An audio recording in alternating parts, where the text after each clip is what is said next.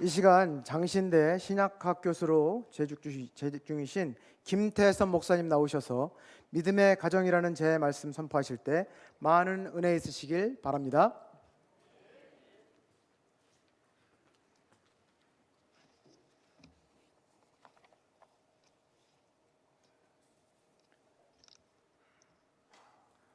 네, 할렐루야. 네, 반갑습니다. 부족한 사람을 이렇게 귀한 강단에 세워주신 하나님과 우리 박병철 목사님 그리고 여러분들께 감사드립니다. 우리 오산교회를 통해서 예수 그리스도의 아름다운 소문이 나고 하나님의 나라가 더 강력하게 그 영광을 나타내는 귀한 은혜가 있기를 간절히 축원합니다. 오늘 이 가정사역팀 주간 예배를 맞아서 열왕기하 4장 1절에서 7절 말씀을 가지고 믿음의 가정이라는 제목으로 말씀 전하겠습니다. 우리 찬양대 한번 따라해 볼까요? 믿음의 가정. 네, 첫째는요, 경외하는 가정입니다. 오늘 말씀 1절을 다시 한번 읽어보도록 하겠습니다. 오늘 말씀 1절, 오산교회는 친절하죠? 이렇게 띄워주더라고요. 다시 한번 읽어보도록 하겠습니다. 시작.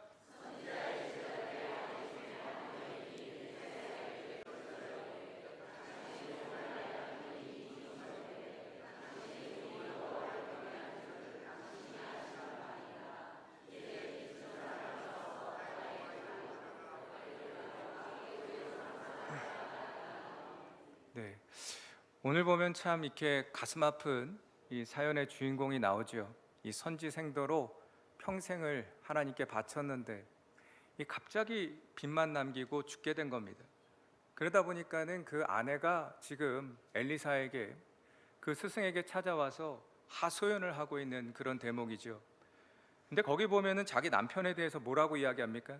당신의 종이 여호와를 경외한 줄을 당신이 아시나이다. 여러분, 이 경외라고 하는 단어가 무슨 뜻이죠? 두려워하다라는 기본적인 뜻을 갖고 있습니다. 여러분, 우리가 뭘 두려워합니까? 뭔가 큰 존재를 우리는 두려워하게 돼 있어요. 여러분, 고양이는 우리가 두려워하지 않죠. 그런데 이 호랑이는 고양이과라고 그러는데 되게 두렵단 말이에요. 여러분, 우리는 뭔가 큰 존재를 두려워하게 됩니다. 여러분은 어떻습니까? 여러분 안에 그러면 지금 커져가고 있는 게 뭘까요? 여러분은 하나님을 두려워하십니까? 여러분, 하나님보다 내 안에 세상이 더 크면 내가 세상이 두렵지 하나님 두려워하지 않아요. 사람을 두려워하지, 문제를 두려워하지 하나님 두려워하지 않습니다. 여러분은 하나님을 두려워하십니까? 근데 왜 자꾸 예배 시간에 5분 10분 늦어요? 하나님 만만하게 생각해서 그런 거 아니냐 말이에요. 내 인생을 바꿀 수 있는 사람을 내가 만난다 하면은 5분 10분 일찍까지 5분 10분 늦게 가지 않습니다. 여러분, 하나님을 경외하는 것이 믿음입니다. 여러분, 우리 안에 세상보다 예수 그리스도가 크다, 그거를 믿는 것이 우리들의 신앙인 거예요. 여러분, 여러분 안에 예수님이 큽니까? 아니면은 세상이 큽니까? 우리 오산교회 믿음 좋아서 바로 나오시는데 그게 진짜인지 아닌지 어떻게 하면 아는지 아세요? 여러분이 자랑하는 걸 보면 알 수가 있어요. 사람은 누구나 자기의 가치 있다라고 생각하는 걸 자랑하죠, 그죠? 그래서 은혜를, 복음을 싸구려 취급하는 사람, 뭐 예수? 천국 가야 되니까 이름 한번 불러주는 그런 존재로 생각하는 사람, 예수 믿고도 예수 자랑하지 않아요. 자기 집 자랑, 남편 자랑, 자식 자랑, 돈 자랑, 자기 학벌 자랑, 외모 자랑, 이런 자랑에도 예수 믿는데 예수 자랑하지 않아요. 여러분은 지난 한 달 동안 내가 뭘 자랑했나? 그거 한번 헤아려 보세요. 그 가운데 진짜 예수가 있었는가? 이 내가 자랑하는 그 내용을 가만 들여다보면요, 나의 영적 상태를 알 수가 있는 거예요. 제가 예를 한번 들어보겠습니다. 제가 유치원 다닐 때 그때 우리나라에서 프로야구라는 게 시작이 됐어요. 여러분 혹시 기억나십니까? 그때 지금은 LG 트윈스라고 하는데 그때는 MBC 청룡이었어요. MBC 청룡 하면은 김재박, 해태 타이거즈 하면은 김봉현, 그리고 오비베어스 하면은 윤동균. 삼성 라이온즈는 그때도 삼성 라이온즈였습니다. 삼성 라이온즈 하면 누구였죠? 어떻게 아세요? 저랑 연배가 비슷하시네요. 그 이만수 홈런 타자가 배트를 탁 들고 타석에 나타나면요, 그때는 KBS, MBC 채널 2개밖에 없었어요. 그냥 그거를 어렸을 때 넋을 잃고 봤단 말이에요. 저희 동네 유명한 부잣집 아들 녀석 하나가 저기 잠실 야구장에 갔다 오더니 오비베어스 유소년 클럽에 가입을 한 거예요. 이 녀석이 나타났는데 오비베어스 유니폼을 위아래로 쫙 빼입고 나타난 겁니다. 등에는 이름까지 새겨줬어요. 오비베어스 로고가 박힌 야구공, 야구 배트, 포수 기어까지. 그거를 줄줄이 들고 나오는데 포수 기어는 진짜 비쌌거든요. 그게 얼마나 막 눈부시고 부러웠던지요. 그래서 제가 아버지한테 아빠, 저도 빠따 하나만 사주세요. 근데 저희 아버지가 목사였거든요. 야, 그거 너 막 휘두르면 누구 이마라도 까면 목사 자식이 사람 잡는다고 욕해. 안 돼. 그럼 야구공이라도. 야, 그것도 딱딱해. 던져서 맞으면 눈 날라와. 안 돼. 이 본래 목사 자식이 안 되는 게 많아요. 그래가지고 타협을 한 게 플라스틱 공이었습니다. 던지면 바람에 휙휙 날아가는. 근데 그것도 짜장면 500원 할 때 200원짜리였어요. 그걸 얻겠다고 아버지 구두를 열심히 제가 닦아가지고요, 빨주, 노초, 파남보 이 색깔을 맞췄습니다. 그걸 또 뭐라고 막 친구들한테 자랑을 하는데 어느 날 옆집 상범이가 이 빨간 공 이거 내 건데? 그래가지고 대판 싸움이 붙은 거예요. 그래가지고 그 상범이 할머니가 저희 동네 유명한 욕쟁이 할머니, 집에를 갔더니 아버지가 아니 목사 자식이 그거 하나 양보해 주지 않고 왜 싸우느냐 말이에요. 아니 억울한 건 전데 혼나는 건 또 저예요. 그래가지고 제가 평생에 처음으로 기도 제목이 생겼습니다. 하나님, 저에게도 야구공 하나 선물해 주세요. 제가 이걸 구체적으로 기억하는 이유가 있습니다. 그리고 나서 얼마 뒤에 유치원에 갔는데 집에서 따르릉 전화가 왔어요. 태서봐, 어머니가 너 빨리 집에 와봐야겠다. 왜 그러냐고. 이만수 선수가 지금 우리 집에 와 있어. 진짜냐고. 진짜다. 그래서 제가 비명을 지르면서 한숨에 그 골목을 달려갔거든요. 집에 현관을 탁 열었는데 TV에서만 보던 이만수 선수가 저희 집 소파에 앉아 있는 거예요. 이게 어떻게 된 거냐고. 알고 봤더니 이만수 선수 어머니 장삼순 권사님, 아주 믿음이 좋은 분이에요. 이분이 대구에서 서울로 이사를 왔다가 어느 교회를 등록해야 되나 하다가 마침 벽돌공장 옆에 있는 작은 저희 교회 등록을 하게 된 거예요. 그래가지고 이만수 선수가 결혼을 해서 서울에 있는 부모님 댁 인사를 하러 왔는데 어머니가 돌아가는 길에 나 다니는 교회 목사님 가 인사하고 가라. 그래가지고 아내하고 이 케이크 하나 사들고 저희 집에 온 거예요. 제가 30분을 마주보고 얘기를 하는데요, 내 몸 안에 있었는지 내 몸 밖에 있었는지 이 예수님 오시면 이런 기분일까? 그러면서 막 얘기를 하는데 여러분 집에 손흥민이 와 있다 생각해 보세요. 얼마나 그 감동이 되겠어요? 30분 있다가 이제 일어난다고 가는데 주섬주섬 꺼내서 저한테 주는 겁니다. 사인볼. 자기가 직접 사인한 그 야구공을 저한테 주는 거예요. 제가 그 사인볼을 눈알이 나올 뻔했어요. 그거를 들고 동네를 다니면서 이만수 선수가 우리 집에 왔다고 복음을 전했습니다.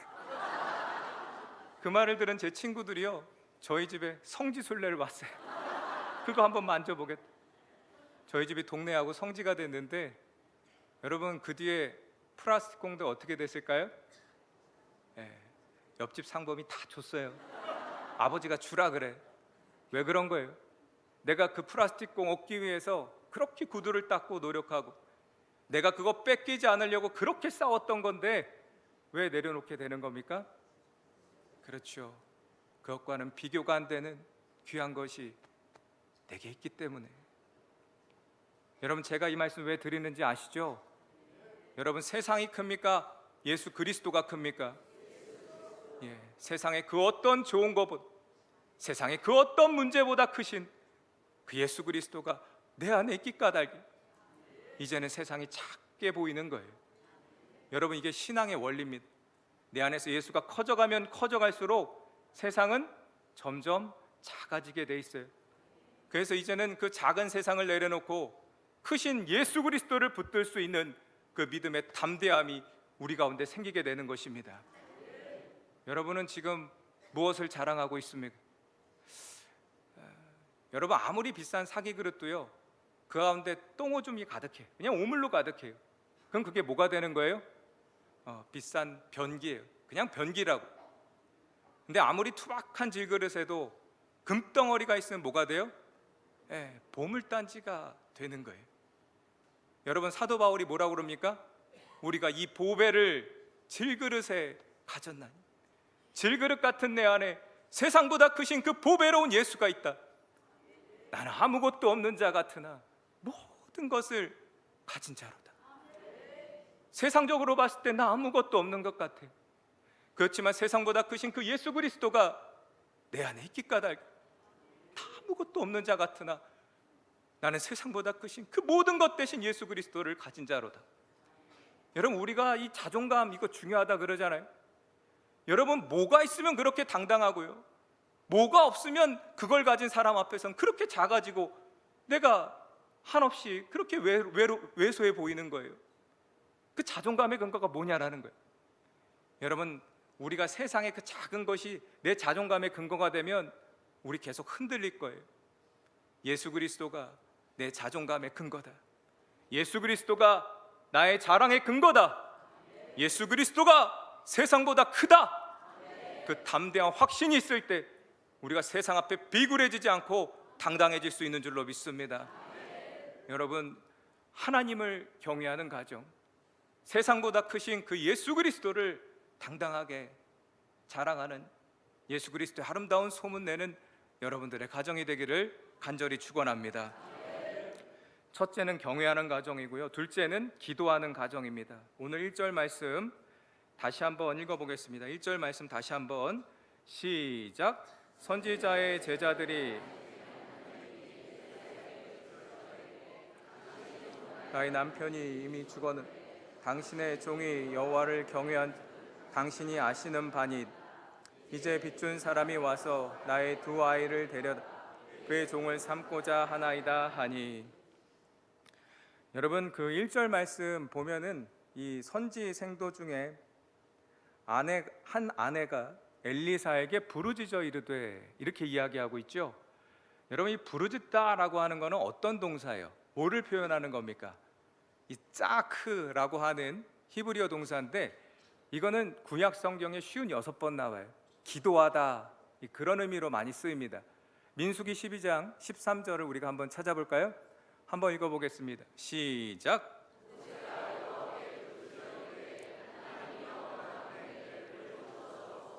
그렇죠. 이 미리암이 모세에게 반기를 들었을 때 나병이 발병하잖아요.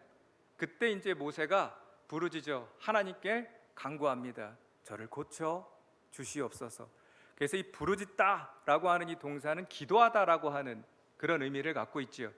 그러면은 왜 지금 하나님이 아니라 이 엘리사 선지자에게 나와서 기도를 하는 걸까요? 왜 그런 것 같습니까? 사무엘상 9장 9절을 한번 읽어보겠습니다. 시작.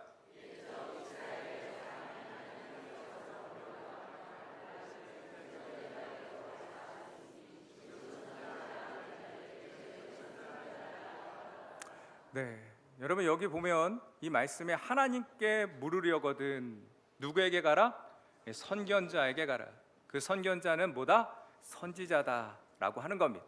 그러니까 이 선지 생도의 아내가 이 다급한, 정말 이 절박한 상황을 누구에게 나와 지금 하소연하고 기도하는 거예요? 그죠, 하나님의 사람 엘리사에게 나와 기도를 하고 있는 겁니다. 근데 여러분, 이 여자가 지금 왜 부르짖고 있죠? 지금 남편이 빚을 잔뜩 남기고 떠났는데 그 채권자가 어떻게 하겠다는 거예요? 빚잔치를 하려고 아들 둘을 데려다가 종을 삼겠다는 거예요. 이 절박한 상황을 지금 막 부르짖으면서 기도를 하고 있는 겁니다. 여러분, 이게 뭐예요? 분명히 어떤 가정이었죠? 하나님을 경외하는 가정이었어요. 여러분, 하나님을 경외하는 가정이라 할지라도 이런 고난, 이런 문제가 있을 수 있다라고 하는 겁니다. 여러분, 제가 예를 한번 들어볼까요? 어떤 목사님이 설교를 잘해요. 그래서 어느 교회가 부흥회를 인도하고 오는데 그 교회에서 감사하다고 이 근사한 티백 50개가 들은 티백 세트를 선물을 해줬어요. 집에 와서 탁 열어보니까 돼지 감자차, 루이보스, 좋은 게 가득해. 그래서 이거는 내가 마실 게 아니라 이 다음에 손님 오면 대접해야겠다. 그래가지고 찬장에 그거를 잘 이렇게 꼽아놨습니다. 근데 그 집에 초등학교 3학년 아들 녀석이 하나 있었어요. 벌써 느낌이 싸하죠, 그죠? 이 녀석이 평소에는 늦게 일어나는데 그날따라 일찍 일어나서 그걸 꺼내가지고 그 티백 껍질 있죠? 그걸 홀랑홀랑 다 까버린 거예요. 그래가지고 아침에 목사님이 일어나 보니까 껍질이 벗겨진 티백 50개만 테이블 위에 덩그러니 얹어져 있는 겁니다. 그러니까 이게 뭐가 돼지 감자차인지, 이게 뭐가 루이보스인지 이거 알아요? 몰라요? 몰라요. 근데 어떻게 하면 알게 되죠? 뜨거운 물을 확 부으면 그 중심에서 우러나오는 맛과 향 때문에 알게 되는 거예요. 이게 돼지 감자채였네. 이게 루이보스였어. 여러분, 제가 이 말씀 왜 드리는지 아세요? 우리도요, 겉으로 볼 땐 다 괜찮아 보여요. 근사한 껍질 하나 다 뒤집어 쓰고 있거든요. 근데 우리도 인생 살다 보면 반드시 그때가 옵니다. 하나님께서 그 요셉의 그 채색의 껍질을 벗겨내시고 그 인생에 뜨거운 시험을 부으셨던 것처럼 우리 인생의 껍질을 벗겨내시고 뜨거운 시험을 부을 때가 와요. 그때 드러나는 겁니다. 내 중심에 무엇으로 가득 차 있었는지, 내 중심에 세상으로 가득 차 있었는지, 내 중심에 예수 그리스도가 있었는지. 여러분, 우리가 이 환난과 불행을 당하면요, 하나님 떠날 수 있어요. 그렇지만 믿음의 사람은 오히려 이 고난과 환난 가운데 이 과부 여인처럼 주님께로 나오는 거예요. 주님의 선지자께로 나오는 거예요. 여러분, 고난 가운데 오히려 인내하면서 내 중심 가운데 예수 그리스도의 향기가 우러나오고 하늘의 맛이 우러나오는 그런 거룩한 인생이 되기를 간절히 바랍니다. 그 미국의 토니 캄플로라고 하는 목사님이 있어요. 제가 되게 좋아하는 목사님인데 이분이 설교를 잘해서 유명해지다 보니까 침례교 목사인데, 여러분 오순절 아세요? 불 꺼놓고 막 기도하면 방언으로 막 2-3시간 기도한 그 오순절 신학교에서 이 목사님을 채플 설교 강사로 초청을 한 거예요. 목사님이 강사석에 이렇게 앉아 있는데 강사실에 갑자기 똑똑 노크를 하고 벌컥 문을 열고 들어오는데 보니까 덩치가 막 이런 남자 8명이 들어오는 거예요. 그 당신들 뭐냐고? 우리는 이 오순절 신학교 학생들인데 당신을 위해 기도해 주겠다. 그래서 무릎을 꿇으라는 거예요. 신학생들이 목사님 기도해 줄 테니까 목사님 보고 무릎을 꿇으래. 근데 여러분, 미국은 무릎 꿇는 문화가 아니잖아요. 근데 워낙 등치가 이러니까 그 기세에 눌려가지고 목사님이 무릎을 꿇었어요. 소뚜껑만한 손이 8개가 덕지덕지 날라와서 붓기 시작하더니 기도가 시작이 되는데 한 5분쯤 기도하고 끝날 줄 알았는데 역시 오순절이에요. 20분이 지나도 기도가 안 끝나요. 나중에는 자기들도 힘드니까 목사님 머리를 지팡이 잡듯이 눌러가면서 막 기도하는 거예요. 여러분, 한참을 그러고 있으니까 기도 소리가 들릴 거 아니에요. 얘네들이 뭐라고 기도를 하나. 가만 들어보니까 8명 중에 7명은 그래도 이 나를 위해, 목사를 위해 기도를 하더라는 거예요.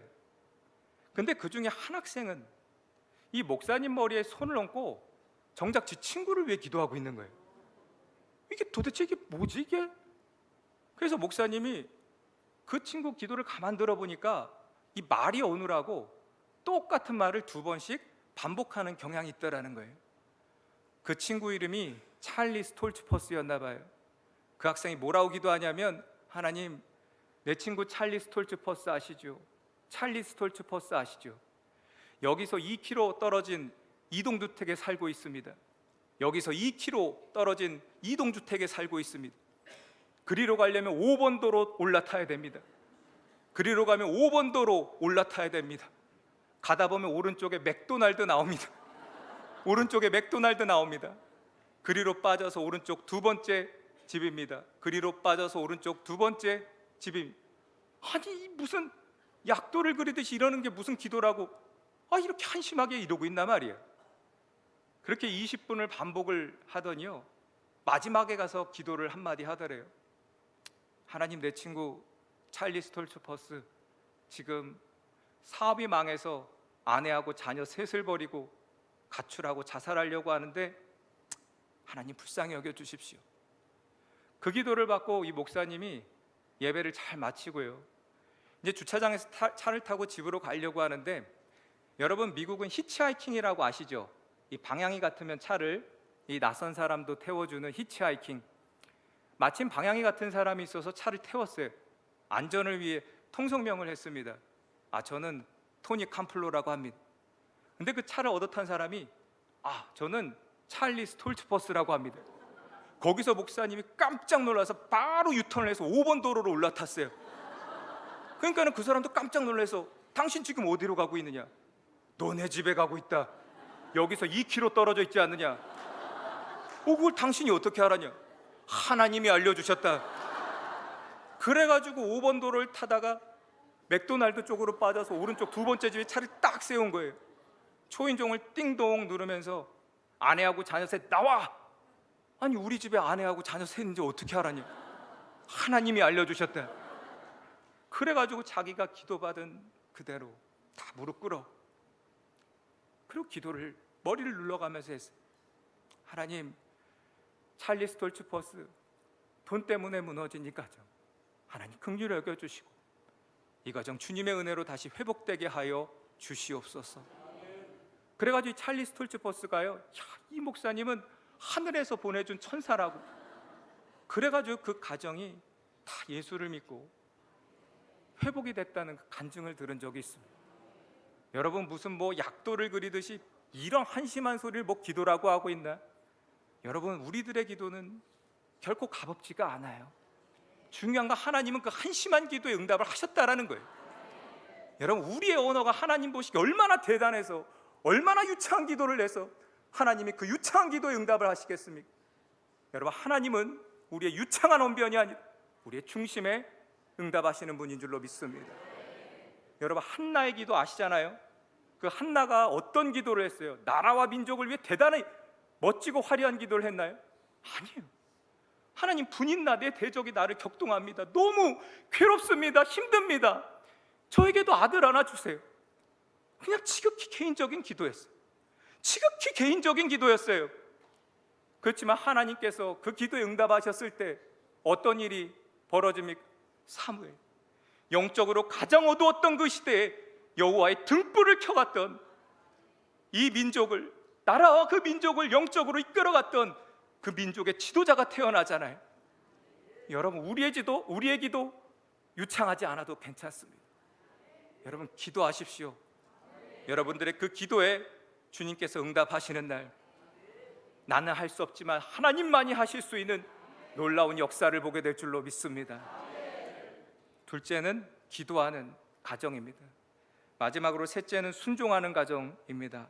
오늘 말씀 3절에서 7절을 다시 한번 읽어보도록 하겠습니다. 3절에서 7절 시작.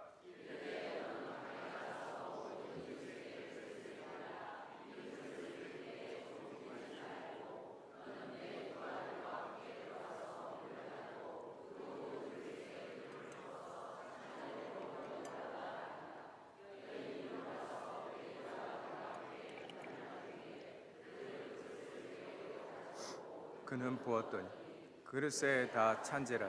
여인이 아들에게 이르되 또 그릇을 내게로 가져오라.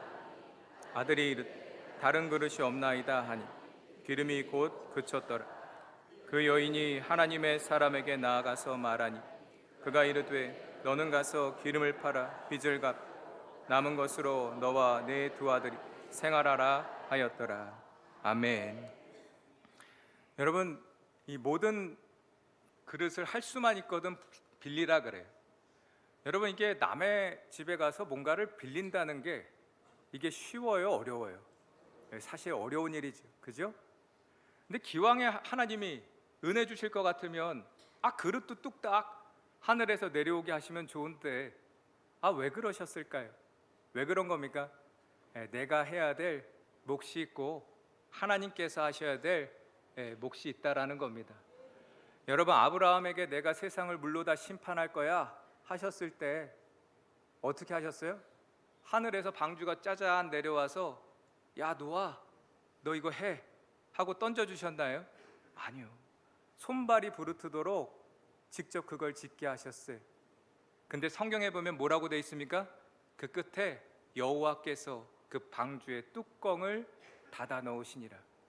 여러분, 이게 뭐죠? 내가 해야 될 몫이 있고 하나님께서 하셔야 될 몫이 있다. 제가 중등부 전도사 할 때요, 오늘 주일이고 내일부터 중간고사가 시작이 되는데 이 남자 학생 녀석 하나가 밤 10시가 됐는데도 집에 안 가고 교회 마당에서 놀고 있어요. 그래서 야, 너 뭐 하는 거냐? 공부 다 했니? 그랬더니 자기가 기도하고 하나님께 딱 맡겼대요. 제가 얼마나 확신에 차 있는지 저도 설득이 될 뻔했어요. 여러분, 이게 하나님께 맡기는 겁니까? 내가 현실을 직면하고 현실을 마주하는 것이 두려워서 도망치고 회피하면서 그거를 신앙으로 기도로 핑계 구실 삼고 있는 거예요. 여러분, 기도에 담긴 나의 그 간절함, 그 진정성이요, 내가 해야 되는 노력 결코 대신할 수가 없습니다. 여러분, 노력하지 않고 얻으려고 하는 심보를 무슨 놈의 심보라 그래요? 도둑놈의. 다 아시잖아요. 여러분, 하나님은 도둑놈을 만드는 하나님 아닙니다. 여러분, 우리가 믿는 하나님 최고의 하나님 맞습니까?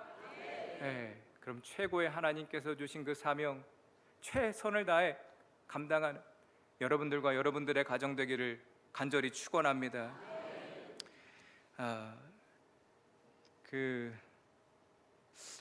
제가 얘기 하나 하고 마쳐도 될까요? 설교는 짧아야 다음에 또 불러주시는데 얘기 하나만 더 하고 마치겠습니다. 제 아버지가 목사라고 그랬잖아요. 저희 아버지가 예전에 숭이여자 중학교에 가서 들었던 이야기를 제가 지금 말씀을 드리려고 합니다. 그 6.25 전쟁이 끝나고 한 20년쯤 지났어요. 그래서 이 숭이여자 중학교 졸업식이 한참 진행이 되는데 그때 교장 선생님이 이신덕 선생님, 그분이 이제 막 졸업생을 대표로 나와 답사를 할 여학생을 소개를 하는 겁니다. 이 여학생은 6.25 전쟁 때 아버지가 낳자마자 공산당의 총탄에 맞아 돌아가셨어요. 그래가지고 이 딸 하나 딸린 과부가, 그 어머니가 생계가 막막하잖아요. 그러니까는 콩나물을 키우다가 이 시장에서 이 콩나물 행상을 하면서 간신히 그 입에 풀칠을 하는 겁니다. 그러니까 주위에서 보기가 너무 안타까워요. 그래서 사람들이 이봐 세댁, 이 딸 아이는 그냥 고아원에 보내고 새로 시집가. 나이가 젊은데 어떻게 평생 이 고생을 할 거야? 이 아이는 고아원 보내고 새로 시집가. 그럴 때마다 어머니가 고개를요 절레절레 저으셨어요. 아니요, 사실 나도 힘들어서 몇 번이나 자살하고 싶었는데 그래도 이 딸을 보면서, 내 사랑하는 남편이 남긴 이 딸 아이를 보면서 그러면 안 되지 하며 용기를 낼 수 있었어요. 이 딸은 내 생명의 은인입니다. 그러면서 이 딸 아이가, 그때는 국민학교라고 했잖아요. 국민학교 아침에 등교할 때마다 어머니가 아이의 머리를 빗겨주면서 항상 얘기를 했어요. 애야, 너는 아버지가 돌아가셨지만 하나님께서 너 아버지셔. 하나님이 너를 지켜주실 거야. 이 아이도 집안 사정 뻔히 알잖아요. 그때는 중학교 등록금이 비쌌습니다. 초등학교 5학년이 되더니 조금 일찍 아침에 등굣길을 나서요. 그러면서 가는 길에 교회 예배당에 들리는 겁니다. 예배당 십자가 앞에 서서 하나님 아버지, 학교 다녀오겠습니다. 아버지한테 인사하듯이 십자가 앞에서 그렇게 인사를 하고 가는 거예요. 그리고 학교를 마치고 돌아오는 길에 또 예배당에 들려서 하나님 아버지, 저 학교 다녀왔습니다. 그러면서 기도를 해요. 하나님, 내 아버지가 살아계셨으면 나 중학교 보내주셨을 텐데 하나님이 내 아버지시니까 나 중학교 꼭 보내주세요. 그러고 열심히 공부를 해서 초등학교 6학년 끝날 무렵에 숭이여자 중학교에 합격을 한 거예요. 그때는 학비가 비쌌으니까 이 제때 등록을 못하면요, 그게 취소가 되고 대기자 명단에 있던 다른 학생이 이 등록을 하는 겁니다. 이 어머니한테 말하면 어머니는 가슴 아파오실 게 뻔하고 이거 어떻게 할 방법이 없으니까 등록하는 마지막 날 기도를 하다 하나님이 한번 학교를 가봐야겠다. 그래가지고 학교를 무작정 간 거예요. 그때 마침 이신덕 교장 선생님이 새로 신입생을 맞이하려고 그 교장실에서 진무를 보고 있었거든요. 어떤 학생이 똑똑 노크를 하고 문을 삐끔 열고 들어오는데, 교장 선생님, 제가 사실은 사정이 이러이러해요. 그렇지만 하나님이 내 아버지시거든요. 거기가 미션 스쿨이잖아요. 하나님께서 내 등록금 내주실 때까지 저를 조금만 기다려주세요.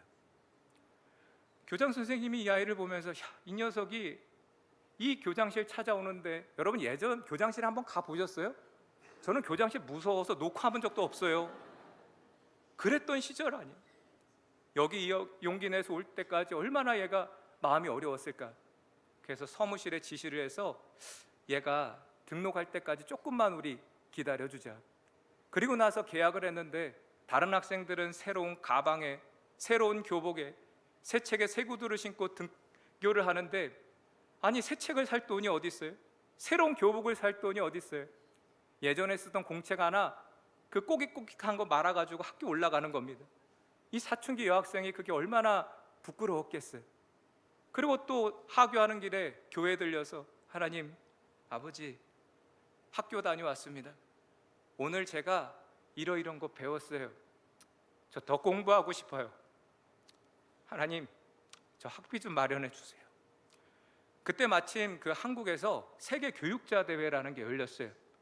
그래서 세계 여러 나라의 교장 선생님들이 와서 낮에는 열띤 토론을 하고요, 밤에는 교장 선생님 둘씩 짝지워서 이 호텔에 투숙을 하게 됐는데, 마침 이신덕 교장 선생님이 한국 대표로 가게 된 겁니다. 그리고 호텔에 같이 묵게 된 사람이 인도에서 온 교장이었어요. 밤새도록 이런저런 이야기를 하다가 우연히 이 여학생 이야기가 나오게 된 겁니다. 근데 이 인도에서 온 교장이 고개를 끄덕하면서 듣는 거예요. 이신덕 선생님, 사실 저에게는 이 막내 딸아이가 하나 있었는데 이 녀석이 초등학교 때 용돈을 주면 중학교 올라가서 쓰겠다고 그걸 저금통에 이렇게 모아두고 있었는데 그만 교통사고로 얼마 전에 세상을 떠났습니다. 근데 그 딸 녀석이 요 저금통 하나 남겨놓고 떠났는데 이걸 어떻게 해야 하나 고민을 하고 있었는데 내가 응답을 받은 것 같습니다. 그래서 인도 교장 선생님이 인도에 돌아가더니 그 돈을 붙여준 거예요.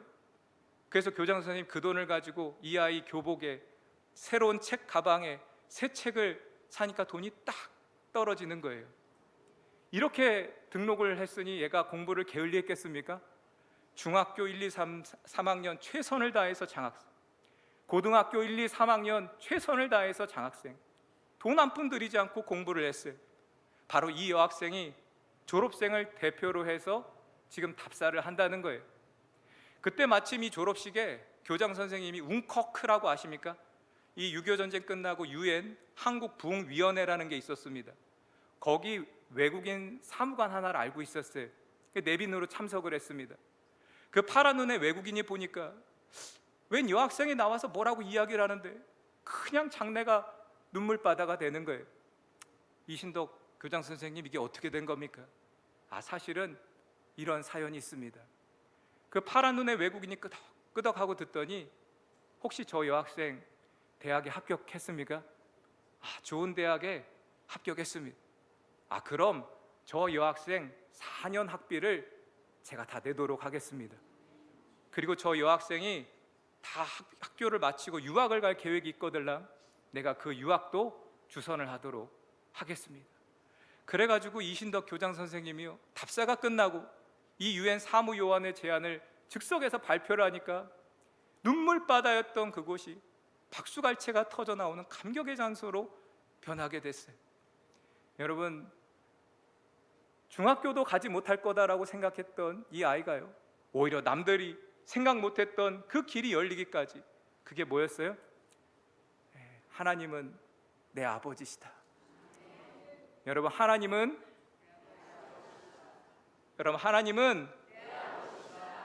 내 아버지, 우리 자녀들의 아버지신 줄로 믿습니다. 우리 자녀들에게 여러분 뭘 남겨주길 원하세요? 오늘 가정주간이잖아요.